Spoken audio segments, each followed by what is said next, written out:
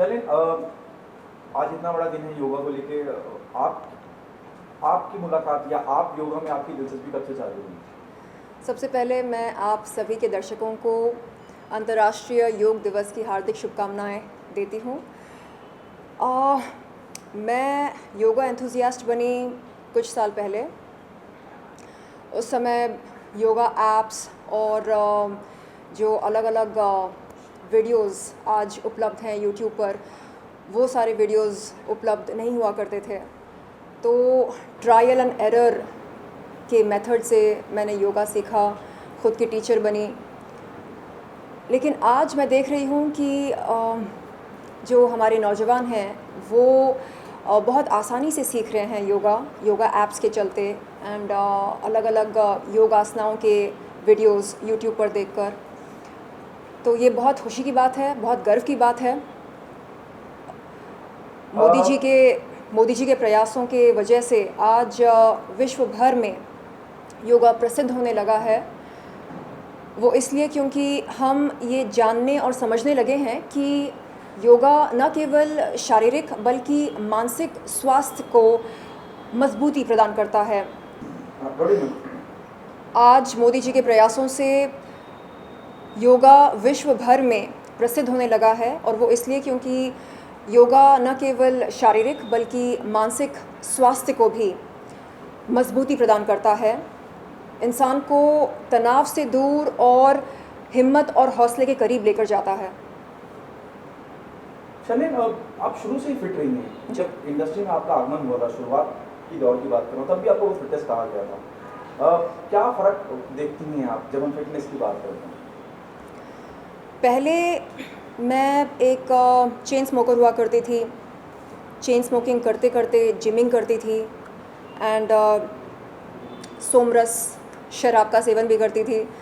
तो तब फ़िटनेस मेरे लिए एक ट्रेंड जैसा था, लेकिन आज फ़िटनेस मेरे लिए एक लाइफ़स्टाइल बन चुका है। आज मैं उन तमाम पदार्थों का सेवन नहीं करना पसंद करती हूँ जो सेहत के लिए हानिकारक होता है, जैसे cigarettes, alcohol, drugs etcetera etcetera. And एक डिसिप्लिन लाइफ जीकर मैंने ये महसूस किया है कि ज़िंदगी असल में बहुत आसान है। इसे कॉम्प्लिकेट हम करते हैं अपनी ख़राब आदतों के वजह से और अपने जंक थॉट्स के वजह से। तो योगा ने मुझे ये सिखाया कि सरलता में बहुत ताकत होती है, सादगी में बहुत ताकत होती है। एंड यस, मैं चाहूँगी कि योग का ये जो नशा है ये हम पर से कभी ना उतरे। शर्मिन, किसे आप सिखाना चाहेंगी? मैंने heard your interview while you were speaking, किसे सिखाना चाहेंगी और गिव द रीज़न आल्सो। जी, मैं कंगना जी, विद्या बालन जी की बहुत बड़ी फ़ैन रही हूँ। कंगना जी तो हमेशा से फ़िट रही हैं, वो ख़ुद योगा करती हैं।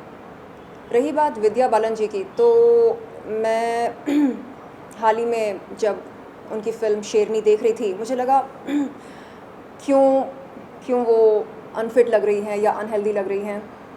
तो मेरी उनसे दरख्वास्त है, मेरी उनसे विनती है कि वो पहले की तरह फ़िट हो जाएं। उनकी जो पहली फ़िल्म थी, उसका नाम मुझे याद नहीं आ रहा है, लेकिन उसमें वो बहुत स्लिम थी। आज पता नहीं क्या हो गया, शायद व्यायाम के लिए उनके पास समय नहीं है। होना चाहिए, निकालना चाहिए समय। तो मेरी उनसे दरख्वास्त है कि वो योगा करें एंड बहुत जल्द पहले की तरह एकदम फिट एंड हेल्दी लगें। एक्टर ऐसे कई एक्टर्स हैं हमारे फिल्म इंडस्ट्री में जो ड्रग्स लेते हैं, नशीली पदार्थों का सेवन करते हैं, और ये सब करते हुए जिम में जाकर डोले शोले भी बनाते हैं। तो मैं उनसे ये निवेदन करती हूँ कि वो देश की युवा को गुमराह ना करें, ये मैसेज ना दें देश के युवा को कि आप चरस पियो, गांजा पियो और डोले शोले बनाओ। नहीं, मेरा उनसे ये निवेदन है कि वो प्लीज़ खुलकर ड्रग्स का विरोध करें और योगा का प्रचार करें एंड एक हेल्दी लाइफस्टाइल को प्रमोट करें।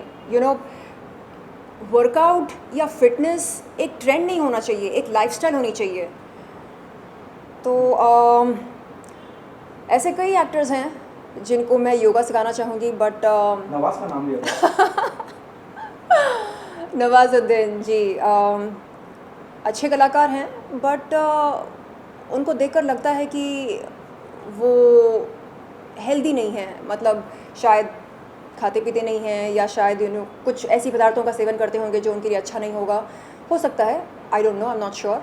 तो मैं ज़रूर उनको योगा सिखाना चाहूँगी और कहना चाहूँगी कि नवाजुद्दीन जी, आप प्लीज़ जल्द से जल्द सेहतमंद हो जाएं और एकदम रफ़ एंड टफ लगें। फ़िलहाल ऐसा लगता है कि अगर वो और मैं कुश्ती लड़ें तो मैं उनको आसानी से राउंड 1 में गिरा सकती हूँ। ये देख रहे हैं आप चलिए, आपने कहा कि योगा सिर्फ शारीरिक आपको फिटनेस नहीं देता, मानसिक तनाव, और जिस इंडस्ट्री से आप आती हैं जी, हमने बहुत से ऐसे दुखद हादसे देखे हैं, सुशांत सिंह राजपूत से लेकर अनगिनत, जो मानसिक तनाव में आके डिसीजन ले लेते हैं, डिप्रेशन में चले जाते हैं। दीपिका पादुकोण से लेकर जितने भी बड़े दिग्गज उन्होंने भी जिक्र किया है। क्या मानती हैं आप, क्या ये मानती हैं कि अगर इस तरह से मानसिक तनाव भी दूर होता है तो इंडस्ट्री में एक रूल होना चाहिए और कहीं ना कहीं जो आत्महत्याओं का सिलसिला है वो भी रुके? जी बिल्कुल। मैंने अपनी निजी ज़िंदगी में ये महसूस किया है कि जब जब मानसिक तनाव होता है तब ऐसा लगता है कि ज़िंदगी में ना कोई रंग है, ना कोई स्वाद है, और कोई मकसद नहीं रहता जीने के लिए। तो इस मानसिक तनाव से हम मुक्ति कैसे पाएँ, छुटकारा कैसे पाएँ? इसका उपाय बहुत ही आसान है। हम जब योगा करने बैठते हैं तो सबसे पहले हमसे ये कहा जाता है कि इस पल में जियो।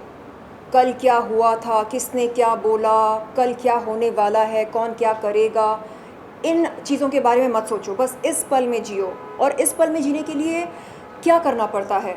लंबी लंबी सांसें लेनी पड़ती है इस पल में जीने के लिए। तो हम जब अब में जीना शुरू करते हैं, नाउ, तो वो नाउ हमारा वो अब और बेहतर होने लगता है। तो ऐसे स्मॉल मोमेंट्स को हम बेहतर जब बनाएंगे तब हम देखेंगे कि हमारा पूरा दिन अच्छा जाता है, या पूरा हफ्ता अच्छा जाता है, या पूरा महीना अच्छा जाता है।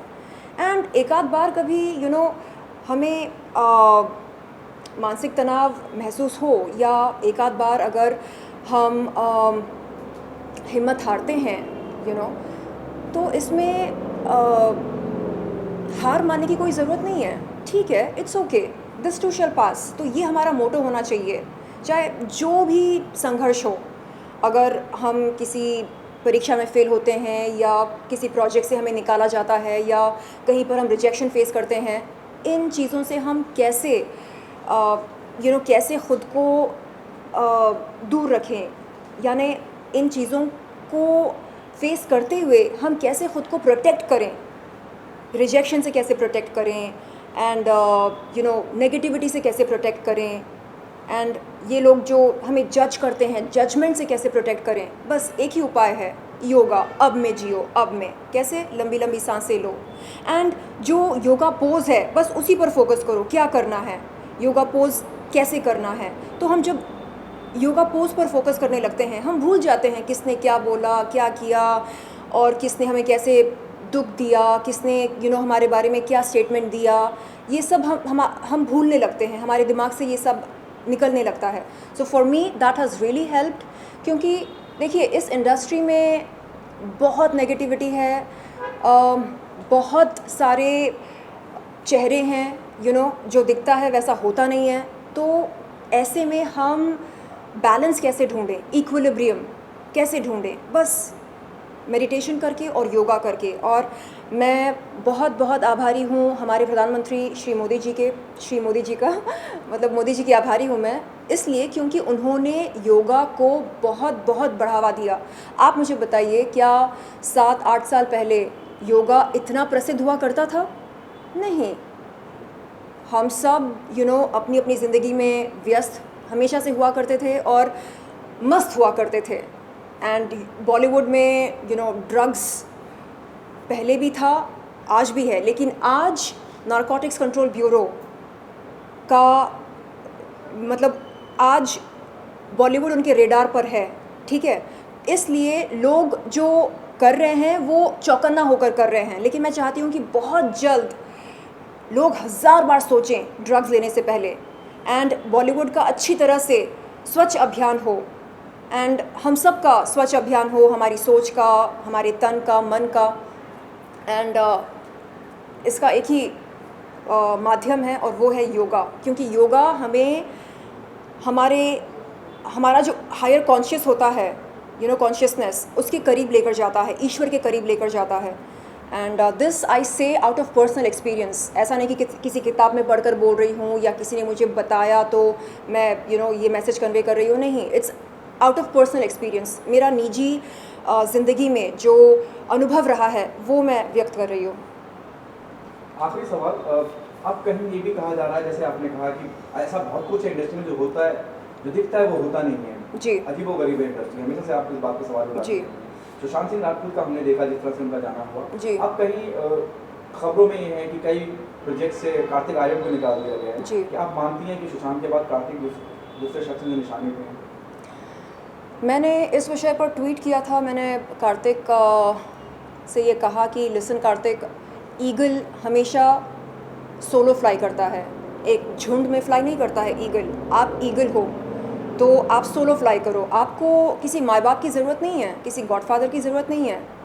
गॉडफादर की ज़रूरत उनको होती है जिनके पास टैलेंट नहीं होता, जिनके पास सिर्फ एक सरनेम होता है, नेपो किड्स, उनको गॉडफादर की ज़रूरत होती है। आप जैसे टैलेंटेड एंड होनहार कलाकार को किसी भी माँ बाप की ज़रूरत नहीं है। आप खुद के माँ बाप हो, आप प्लीज़ ये बात याद रखें। एंड हम सब आपके साथ हैं, निराश होने की ज़रूरत नहीं है। एक फ़िल्म गई तो दूसरी फिल्म आएगी, ज़िंदगी का दस्तूर है ये। So don't take it personally and don't take it to heart. Thank you so much. Thank you.